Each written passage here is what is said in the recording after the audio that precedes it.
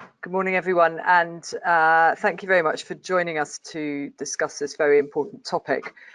We'd like to talk to you today about MRI in patients with cardiac implantable devices, so that's pacemakers and defibrillators. This is something where provision is increasing in the UK, but we've still got work to do, and we currently run a large device MRI service at Barts Hospital in London, and we'd like to share our experiences with you. So in terms of outline for the talk, we'll give you an introduction to the devices that there are and the classification systems that there are for the devices, particularly in terms of MRI conditional and non-MRI conditional. We'll highlight the increasing clinical need there is for MRI in these patients, then go through briefly the risks of scanning patients with devices, both theoretical risks and real actual practical risks. Then we'll go through practicalities of scanning. What are the barriers, what are the guidelines recommended, and what are our experiences in our centre.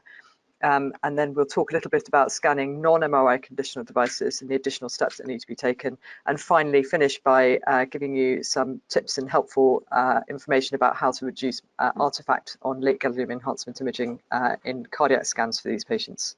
But now I'd like to hand over to Anish Buva, who's a SPR and fellow working in our hospital, who will outline a case.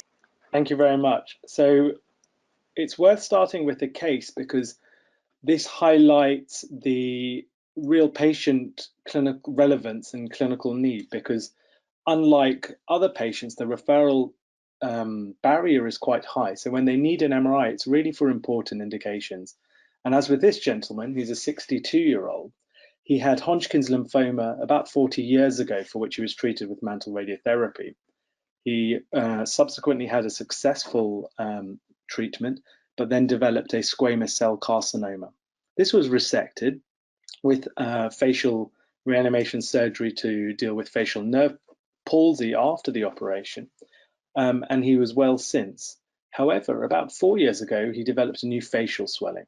A CT suggested it was a glomus jugulare tumor, but not accessible to biopsy. And so the discussion was around having an MRI, because this would guide a cancer diagnosis and further management. In his background otherwise, he has a permanent pacemaker. Importantly, this is not MRI conditional, and this was put in for complete heart block, so he's requiring it to ensure he has an underlying rhythm. After an assessment by an electrophysiologist, the plan was for an explant, so he could have a MRI conditional device implanted, and that would enable him to have MRI. This is not a procedure without insignificant risk. So there's about a 1 to 2% major complication rate, and involves extracting both the leads and the generator and implanting it on the opposite side. And in fact, for this gentleman, whilst the device was implanted on the right, as you can see here, a lead fragment from the older lead fragmented and embolized into the left pulmonary artery, which you can see here. So now this gentleman has a more complicated risk-benefit analysis. He has an MRI conditional system on the right, but of course, because he has a lead tip remnant, he now has a not MRI conditional system overall. And there's a risk with this, and this is of thermal injury because of an antennae effect of conduction around that lead tip. But of course, the benefit for potential cancer diagnosis is quite high. And so it was felt actually the benefit outweighed that theoretical risk. And so we then underwent MRI scanning. And this allowed him to have a surgical excision, but however, there was residual disease at the margins. So he then went further radiotherapy and had a number of cycles for this. Unfortunately, at follow-up though, there was abnormal soft tissue at the infratemporal fossa, and so CyberKnife radiotherapy was planned, and this has now been completed. And of course, to balance this was only possible because of his MRI scan. So if he didn't have access to MRI, he wouldn't have access to standard NHS care. So we'll start the poll by looking at how much we need to do as cardiologists and radiologists in the United Kingdom. So the question here is, how many patients with CIEDs, cardiac implantable electronic devices, are estimated to require MRI scans every year in the UK? And you should be able to put that into your poll now.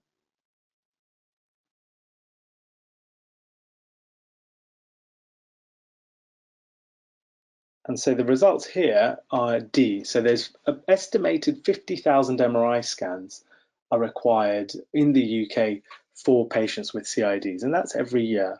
And as a perspective, that's about a 1 to 2% growth in MRI services across the UK, when actually MRI is the fastest growing imaging modality at 12% a year. So in theory, it seems very achievable. And the need to do this arises because we, as patients and doctors, we're reliant on MRI now for a host of diagnoses. As we know, it fits into the NHS 10-year plan to ensure access to timely cancer care and access to newer CyberKnife and other radiotherapy treatments. And in fact, it's becoming the first line indication for a number of indications and diseases. If you have a pacemaker, though, historically, it's not been possible to access this care. The problem is there are a large number of these patients, 500,000 in the United Kingdom, and they are older, in general over 65 years, with comorbidity, so they're likely to need MRI scans. And so the healthcare system, that's the NHS, as well as industry, has invested in the solution to this.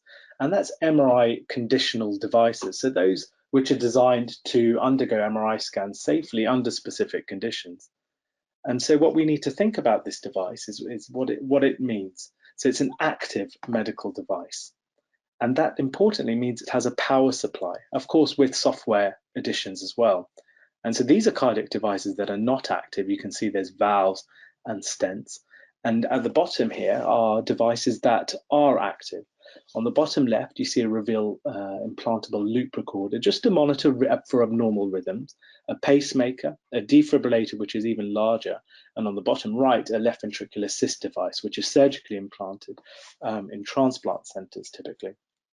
And when you're thinking of these devices, you need to know whether it's active, because of course there's associated risk with that device, but you also need to know about its labeling. And of course, the key element is whether it's MRI conditional or not.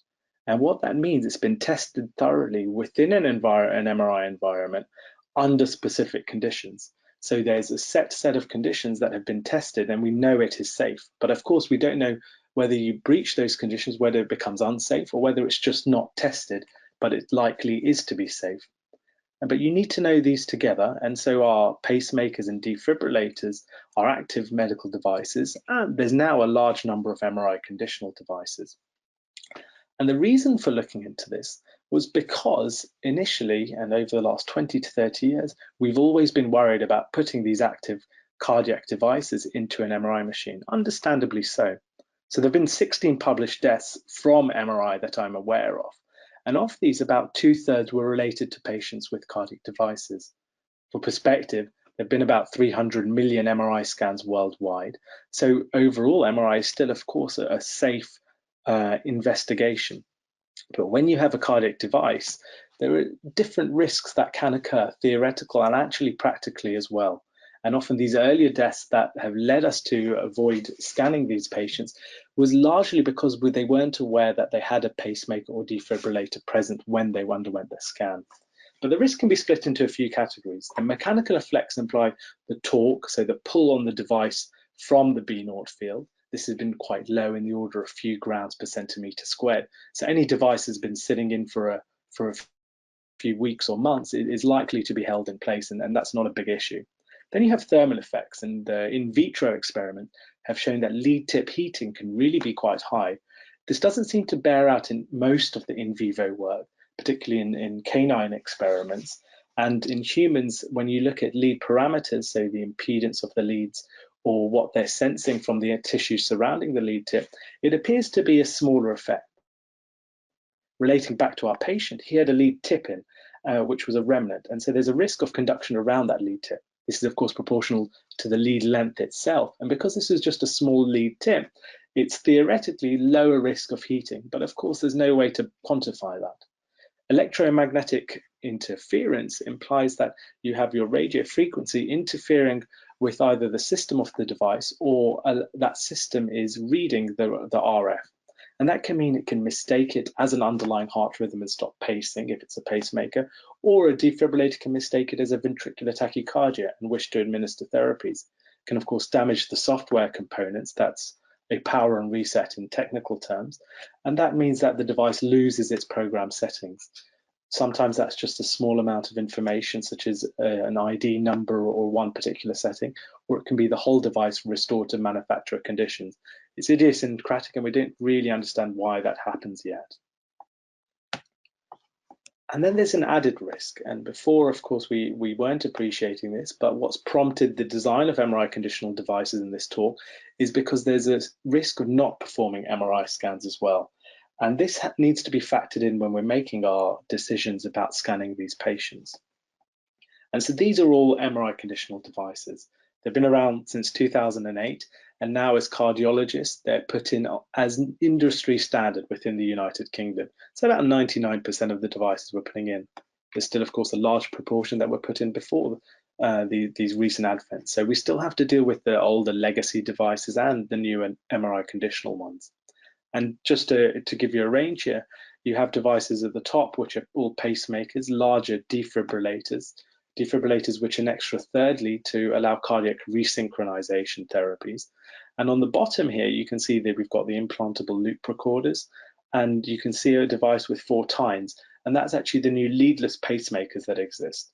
The example on the bottom right is of a subcutaneous defibrillator, and these are largely newer and as far as I'm aware, all MRI conditional, but of course need to be checked.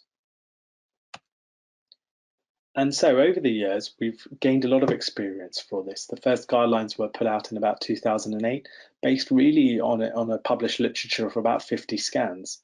We now have over 10,000 published scans in the literature, allowing us to really understand what protocols we need, what are the safety and risk conditions in vivo in a day-to-day clinical practice. And that's led to a number of consensus statements and guidelines.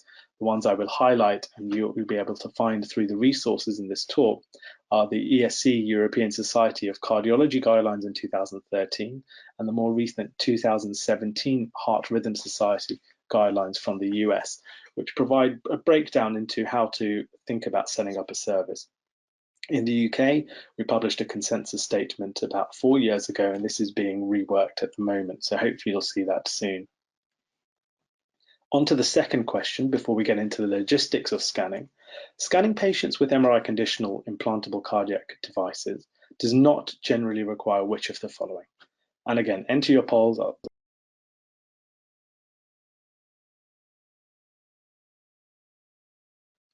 And so the answer here is C. So they don't generally require a chest X-ray before their MRI scan. We'll go into that. So there's a few steps you need to take before you can perform your MRI scan. And this is crucial for these patients because careful planning is really key to doing this safely. So step 1, first, before you book your patient in, you need to see what the device you're dealing with is. So the system itself must be MRI conditional. You have generators and leads, and these combinations need to be tested together. So manufacturers will always test their generator with their leads that they want to put together in an MRI conditional system. Be careful, some manufacturers will have leads that are labeled MRI conditional, but may not have been tested with an MRI conditional generator. So you do need to check these devices manually each time. And this can be done relatively easily. You can get the lead details and generator from the patient. They often will have a card, which you can see in the bottom right here, or from the cardiologist or physiology department. And once you have these details, you're able to input the model, the product, into the websites or lookup tables. These can be quite hard to find, but each manufacturer has one. This is looking at one example here. It may be related to the country, so according to local regulations, and what the models and serial numbers of these devices are. Because this is quite difficult, we have centralized this as well. So we've created a lookup tool on MRImypacemaker.com to help centralize these resources where you can access them. This just makes the logistical steps a bit less time consuming. Once you've checked your lead and generator combinations, you also need to make sure there's no other contraindications. Again, like our patient, there was a fractured lead tip, making the system non-conditional, but you've got to make sure the device wasn't implanted recently, the thresholds of the lead are within normal limits, and the generator isn't at the end of life. And typically they theoretically have increased risk, or these are conditions that the manufacturer hasn't tested. And of course, this is where an X-ray comes in use, because if you're not sure about the patient or the patient isn't sure, an X-ray can sometimes highlight whether there's an extra lead or a fractured lead tip, for example. Immediately prior to the scan, you also need to program your device. And this is where it's really teamwork between a cardiologist, a radiologist, or potentially, at least in the UK, cardiac physiologists who have expertise in device programming. And it's generally relatively simple. The software on a device, as you can see here from one manufacturer, guides you through the process. If the patient has a normal heart rhythm underlying, you can switch the device off so it can't react to the RF pulses within the device. Then, if the patient does require pacing, you can also put the pacing mode on consistently, so it doesn't respond to any external environment or artifact. And of course, this is your cardiologist helping you to deliver this service. So this is something you need to know, but just be able to know who to call before your examination. And you can see how it's done here, pretty straightforward. At our institution, we do this next to the MRI scan, of course, outside the scanning room. In other institutions, they'll do it within cardiology, and the patient will then come to the MRI scanner separately. If you've got a defibrillator, you of course have to switch off the potential to administer shock therapies during the scan. Then during your scan, one of the key elements of this is to monitor your heart rhythm of your patient. And so this is typically with equipment available in MRI scanners. Guidelines will vary on what equipment to use.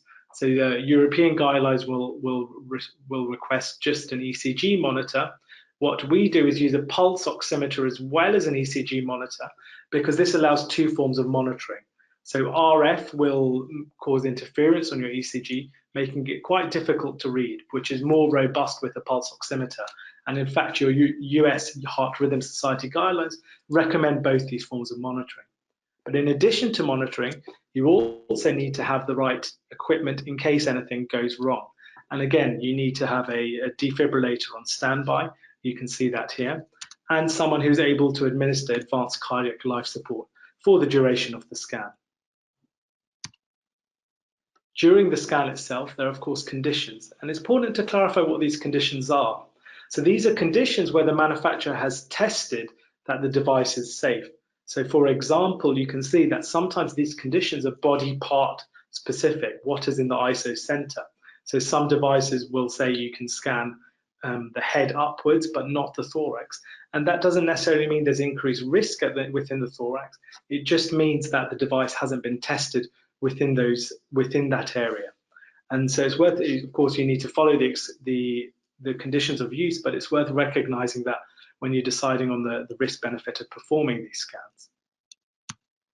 Once the scan's completed, these devices are usually remain in MRI mode, and then it typically, with the right software, is just a question of switching them to off mode, and that returns the patient back to normal, and the cardiologist performs the routine checks at the end of the scan. Newer devices have software that auto detects when going in and out of an MRI environment, and sometimes this can be performed even days later. So we'll move on to the next question. I'll hand over to Dr. Manasty.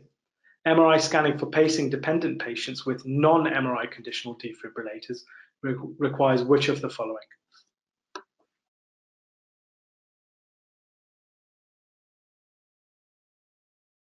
Perfect, good. So fine, if we go back to the presentation. So the answer for this, for non-MRI conditional devices, is that we do need either a cardiac physiologist or a cardiologist who's able to reprogram the device to be present in and around the scanner throughout the study. So that's different to with conditional devices, where potentially the patients could be reprogrammed prior to the scan in the pacing department. Just very quickly to recap, it's important that for MRI conditional devices, you realize that the process is relatively straightforward, and we would hope that you as radiologists would not have to bear the brunt of the device reprogramming, and that this would be organized through cardiology.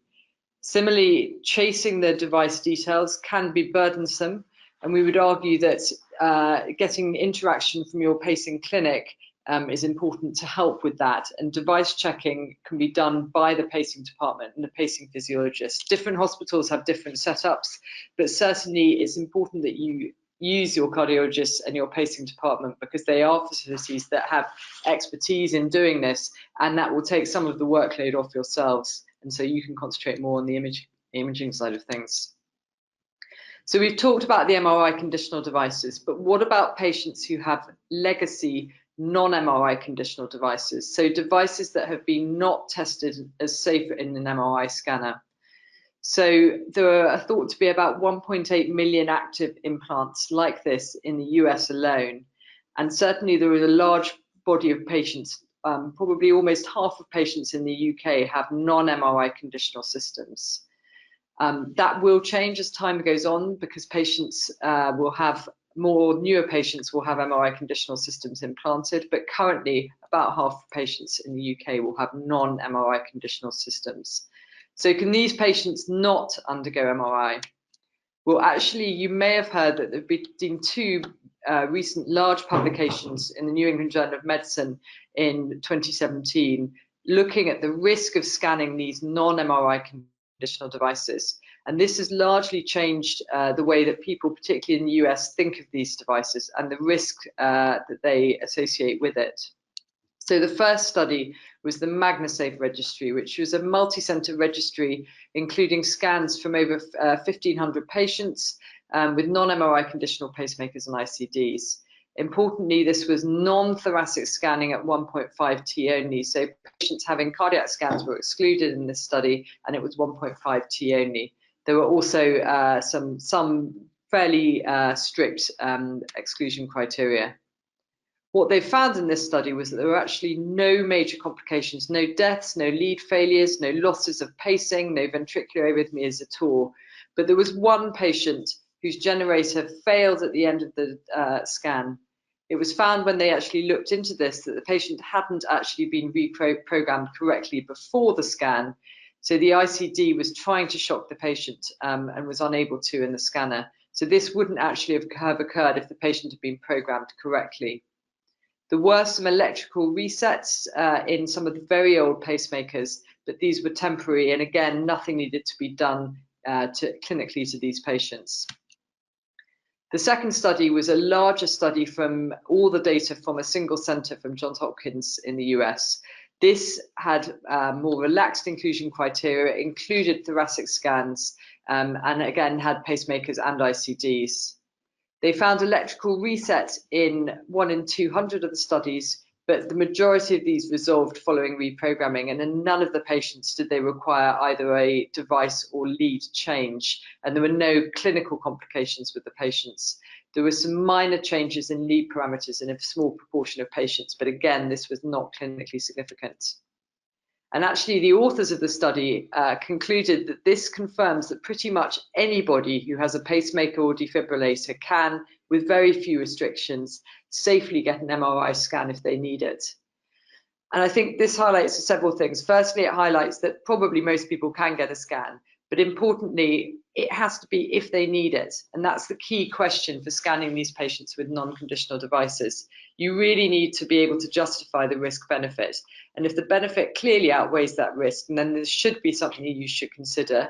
And it's also important to add the caveat on this statement that you need to follow strict safety protocols. These patients can't just have a scan without having their device reprogrammed, without the radiographer and radiologist being aware that that patient's got a device. So there are very strict conditions that need to be followed in order for this to be low risk. So we now have guidelines from both the Heart Rhythm Society in the US, which has interaction from the American College of Radiology, and from the European Society of Cardiology, telling us how to scan the non-conditional devices as well as the conditional ones. Importantly, as I said, the HRS guidelines had involvement from 11 societies, including the American College of Radiology and Radiation Oncology Services, as well as lots of the cardiac societies. And they took data from over 11,000 scans in patients with devices to form their guidelines. And their guidelines are actually very helpful. Although they're quite lengthy, they can be condensed down to really this flow chart and then a safety chart, which I will show again. Their guidelines focus mainly on the non-conditional systems, because for the conditional systems, as they say, you basically simply follow product labeling or manufacturer guidelines. And provided you follow the conditions, which Anish has outlined earlier, the risk is minimal. But the question where slightly more technical involvement is needed is for the patients with the non-conditional devices. And here they split patients up according to whether they are pacing dependent or not. If you're pacing dependent, then without the pacemaker, essentially you've got no underlying cardiac rhythm. So the risk is going to be higher of scanning these patients.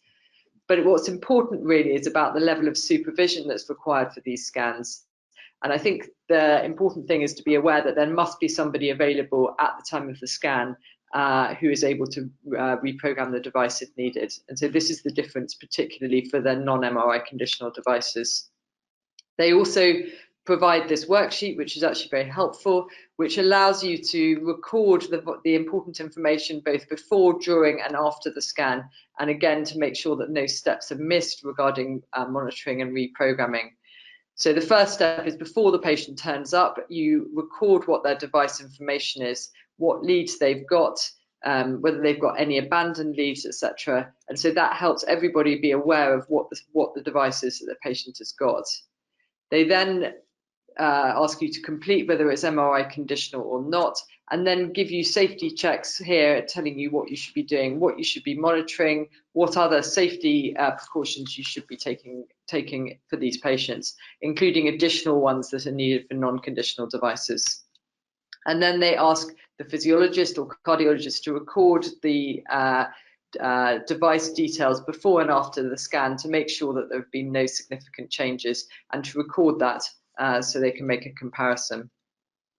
But what they really highlight, and I think what's important for anyone that's planning on running these services with non-conditional devices, is it requires development of institutional protocols, and almost most importantly, avoiding ad hoc improvisation, which could result in missed details. So if you're going to run this service, don't do it in an emergency on the first patient that comes in with suspected spinal cord compression and has very complex pacing details and pacing setup.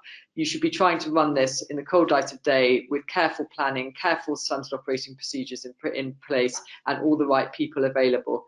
And I think that is important to emphasize.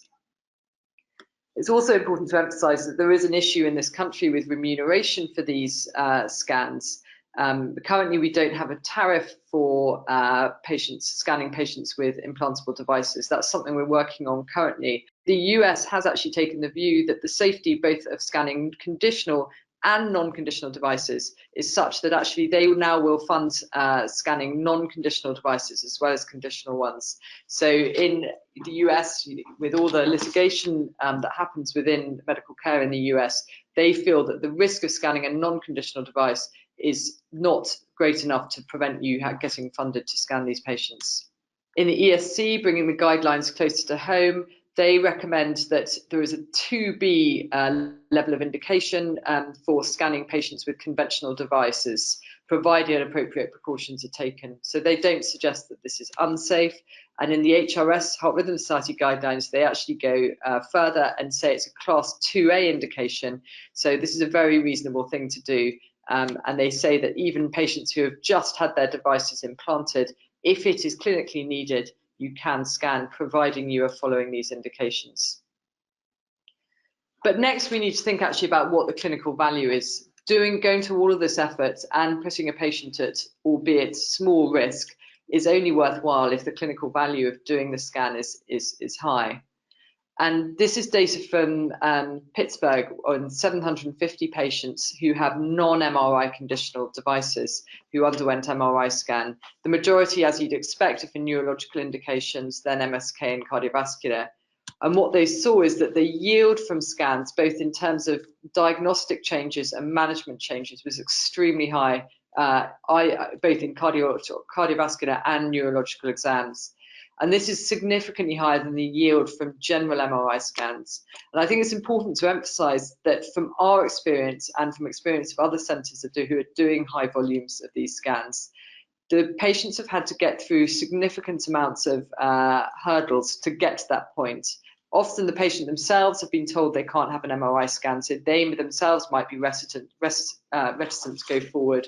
Referrers often don't realise that actually these scans can be done. Most MRI departments will still not scan non-conditional devices. And so to get to a centre where the patient can have an MRI scan, they've had to overcome significant amount of hurdles. So generally the yield from these scans will be very high because the scans are definitely clinically indicated.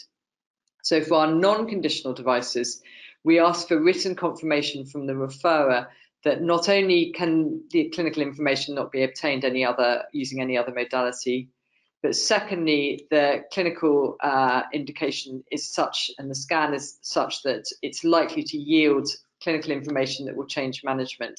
Now, that may say an obvious thing, and it certainly should be the case for all scans that are being requested, but we don't accept referrals simply just for academic interest to look and see whether the patient has a suspected diagnosis. It has to be whether we think it's going to change management.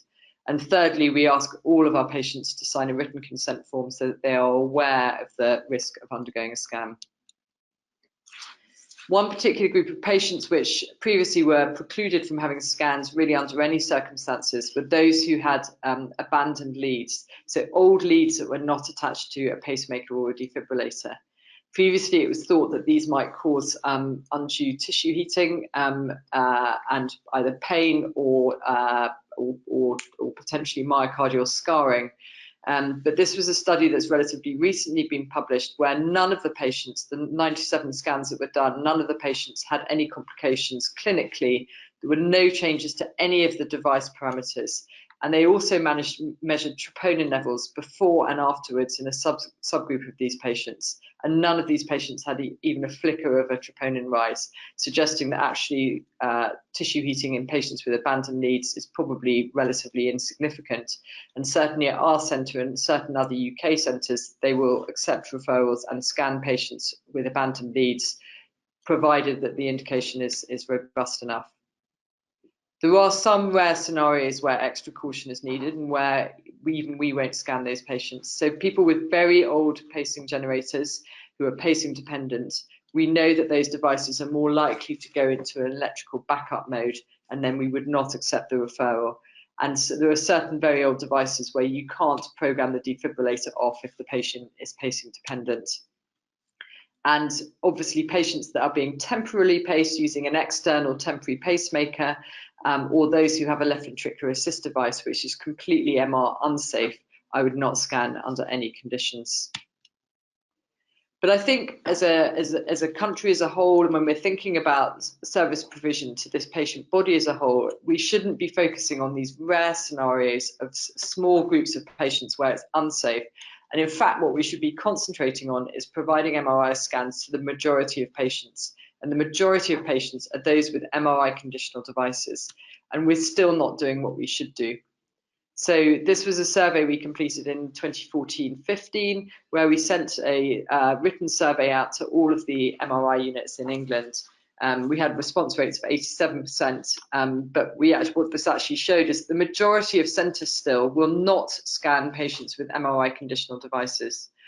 And when we asked them about scan numbers and we totted up for the entire country per year, we found that the absolute maximum number of scans that could have been done in that year across the whole of the UK was less than 1,000. Bearing in mind, we know that we're meant to be providing 50,000 scans per year to this patient group. This was a 50-fold under provision. We've recently resurveyed, and some of you may very helpfully have completed this survey for us. And slightly disappointingly, the number of centres not providing the scan has not reduced significantly. But what we've seen is that those centres that are scanning patients are now scanning much higher volumes than they were previously. And we also know that there are more centres scanning non-MRI conditional devices. So things are improving, but this, I have to say, was a disappointing fact and a disappointing finding from our resurvey. We were hoping that more centres would be now providing the service. But we're not alone in the UK.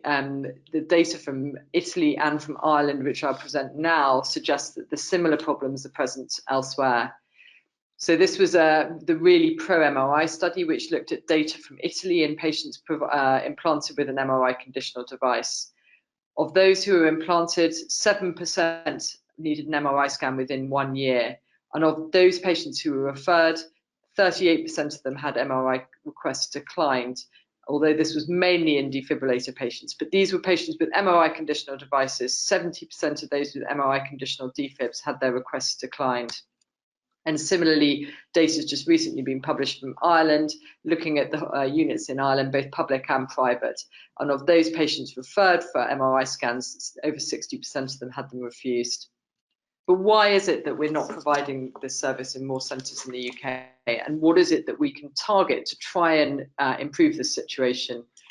Well, essentially, there are several major reasons. Firstly, the lack of support from cardiology. So we as cardiologists are probably the main reason why this is not happening. And we recognise this, and we're trying to push this hard within the cardiology community as well. There are logistical difficulties and also a lack of training. Those are the three main problems that we see that's been highlighted by radiographers and radiologists nationwide. There are also some residual concerns regarding risk, but to my mind, with MRI conditional devices, those risks are possible, those concerns are probably unfounded and overstated. But we're trying our best, amongst others, to try and address some of these issues. And you may have seen this letter that was sent, joint signed by Nicholas Strickland from your college, and also Simon Ray from the British Cardiovascular Society, highlighting this issue and really trying to encourage everybody from the cardiology and radiology communities to accept that this is a problem that needs to be addressed, and that we together need to try and work to solve this. This is something that was recently introduced in 2020, just at the end of 2018, from the British Heart Rhythm Society, which made it mandatory for any centre that is implanting a pacemaker or defibrillator to provide provision for supporting MRI scans in patients with devices. Now, this probably is not in place in many centres yet, and many cardiology departments still will turn around and say we haven't got enough scope to provide physiologist support for this. But this document basically means that they are mandated to provide that support to you and your departments. And so it's actually quite a useful tool to show the cardiology departments. And I say that as a cardiologist myself. But also in terms of logistics, there are things that we can do to try and improve the logistics and make it more straightforward, not only for the patients, not only for the referrers, but also for the radiology departments themselves. I think that historically, if pathways are not set up, it can become cumbersome, and patients can often get trapped in a kind of never-ending cycle of paperwork and lack of decision-making. So the standard pathway historically was that patients would be, a clinical decision would be made that a patient needed an MRI scan, and so that request would be go through to a radiologist. The radiologist would then speak to the cardiologist saying, can this patient have a scan? The cardiologist would say yes or no, the decision would be made, the patient would turn up for their scan. They'd then have to go to the pacing department, have their device reprogrammed, they'd be wheeled round to the MRI department, have their MRI scan, and then go back to the pacing department before finally being able to go home. That was a logistical nightmare, both for patients and departments that are trying to work together. So we in our centre have tried to bring everything to the MRI scanner, both in terms of clinical decision making, in terms of the paperwork that's required in order to get these patients scanned, and also in terms of the logistics of scanning the patients on the day. So once the clinical decision has been made, a request goes through to us, and we, both as the cardiologist, the radiologist, and the pacing clinic, will decide whether that patient can have their scan together. The patient will then turn up on the day for their scan. The booking team have all the protocols, the radiographers have the protocols, we have the strategies in place to try and get diagnostic imaging for patients with cardiac scans, and we follow the guidance to ensure that the patients are able to have their device reprogrammed by the MRI side, and they have their scan. They're then reprogrammed after the scan, and then they're able to go straight home again. So we've tried to make everything a little bit more streamlined and straightforward so the patient has a one-stop service. In terms of patients accessing scans, as Anish mentioned earlier, this website that we've developed, MRI My Pacemaker, allows patients to access it to try and find out where they can get a scan. We've had many patients who have been told they need to have an MRI scan and then are unable to access a scan. And it helps to have some guidance as to where patients are able to access a scan. And we would ask, and we've got details from many of the MRI departments in the country, just making it easier for everybody to communicate, to try and link patients and referrers. Also on this website, we've got training, we've got guidelines, and we've got details of the training courses that we run here at Barts for patients with devices undergoing MRI, where there is live scanning and talks from physicists, cardiologists, and radiographers, etc. And finally, we're just going to talk a little about cardiac MRI in patients with devices, because it's all very well being able to scan these patients safely, but actually, are you actually going to get diagnostic images that are of help to the referring clinician? And I think the answer here is generally yes, but there are certain tips and tricks that you can do to make this more straightforward. So generally in patients with pacemakers, you'll get good diagnostic images without problems. This is a standard normal short axis cine image. This is a patient with arrhythmogenic right ventricular cardiomyopathy. You can see there's a regional wall motion abnormality there. And although there's a little bit of artifact from the leads here and here, essentially the scan is diagnostic and we're able to get the clinical information that we need. But what we certainly know is that the amount of artifact that you will get will depend on the device that you have. So the smaller loop recorders give minimal artifact compared to pacemakers, which will give you a little more artifact. But the larger devices, the defibrillators and the cardiac resynchronization devices, will give significant amount of artifact. And so you do need to be aware of that when your patient is being scanned for a cardiac scan with one of these larger devices. I think it's also important to say at this point that simply having an MRI conditional device does not make you have less artifact than a non-conditional device. The artifact is similar between the two types of device. It depends on the type of device you have, largely as the amount of artifact that you will get. There are sequences that you can use to try and minimize the artifact on the scar imaging, the late gadolinium enhancement imaging, and certainly the wideband sequence, which has been extensively investigated by various centres and which we use here, has really revolutionised our late gadolinium enhancement imaging and enabled us to get diagnostic images in patients where it might have been challenging without it. So this is a case, for example, of a patient who is known to have an ischemic cardiomyopathy with a left ventricular ejection fraction of about 30%, who is admitted to hospital with recurrent shocks from their non-MRI conditional ICD. The electrophysiologists were planning on doing an ablation procedure where they basically ablate the scar where the arrhythmia is arising from to try and get rid of these intractable arrhythmias. And the patient was due for their ablation later on that same day. So you can see already that there was quite a lot of artifact that we were going to get. These are some of the planning images, and there was artifact obscuring many of those images. This was using standard late gadolinium enhancement imaging, and this here is significant artifact over the apex of the heart arising from the generator. Using the wideband technique, we were able to see that there was a large apical scar here, but more importantly, this black area here is left ventricular thrombus. Later that day, the patient was due to have an ablation where a catheter would have been put into the left ventricle, poked around in that area of scar, and probably dislodged some of that thrombus, potentially causing a stroke. So having appropriate planning to enable you to scan these images and minimize the artifact enables us to get diagnostic images. And I think it's important to be aware of that before you scan your patient.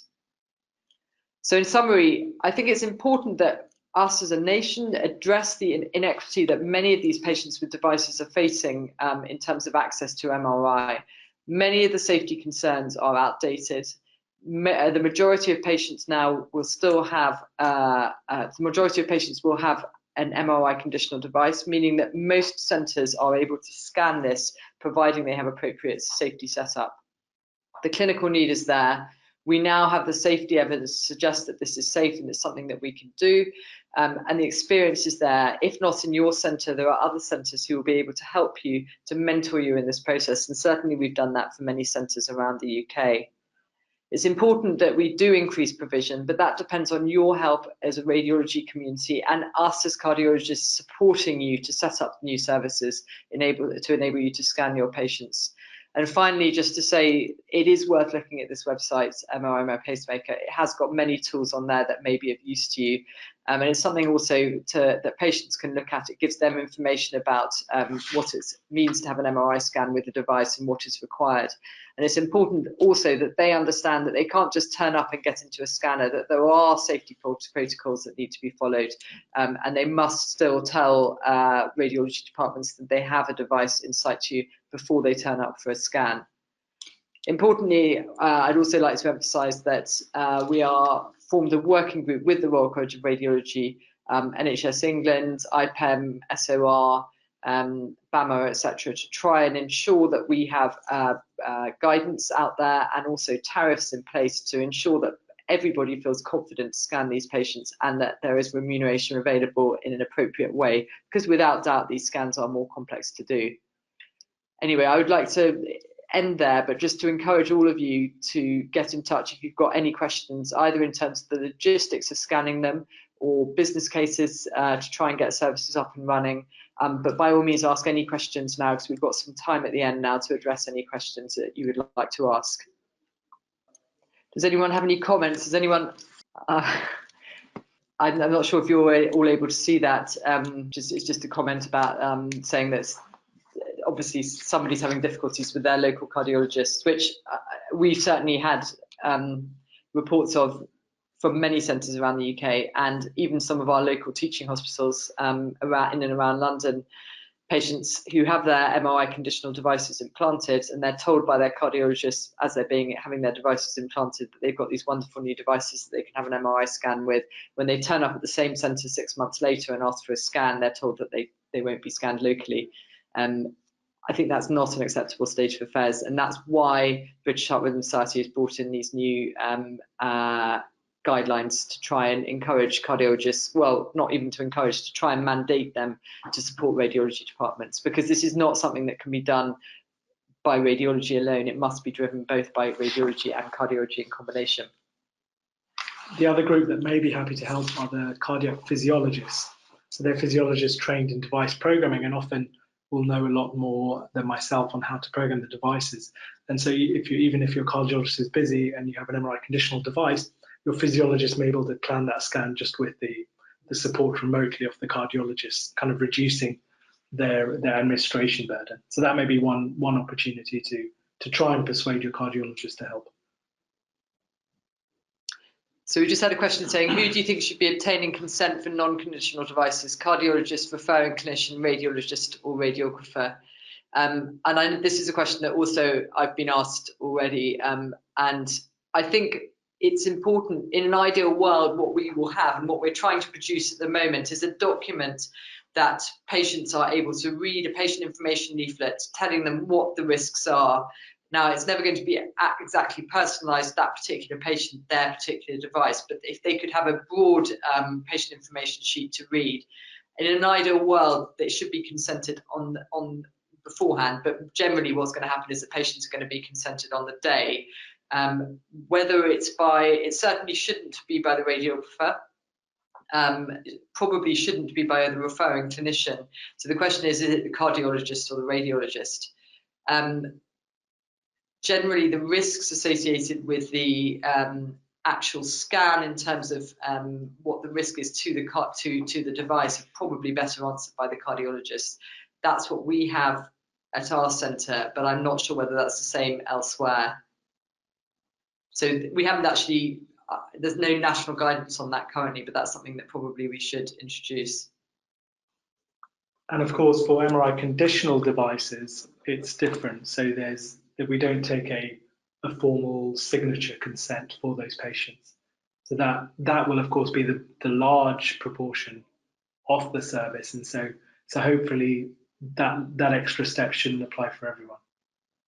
So there's a question here, should we seek help from the medical physicist in the case of scanning older devices with no information available before scanning?